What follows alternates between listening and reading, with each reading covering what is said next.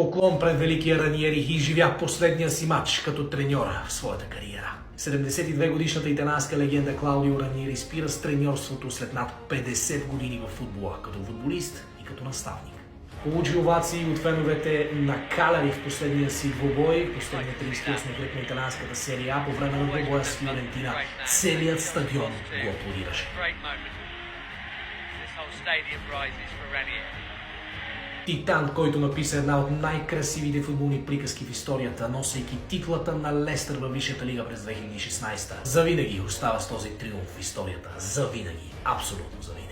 През тази година спаси Каляри от изпадане в един много драматичен финал на сезона. Все пак след 38-я кръг сърдинци могат да бъдат спокойни. Раниери си свърши работата и си тръгва, спасявайки отбора. Велик треньор води от 22 клуба като наставник от 86-та година насам до 2024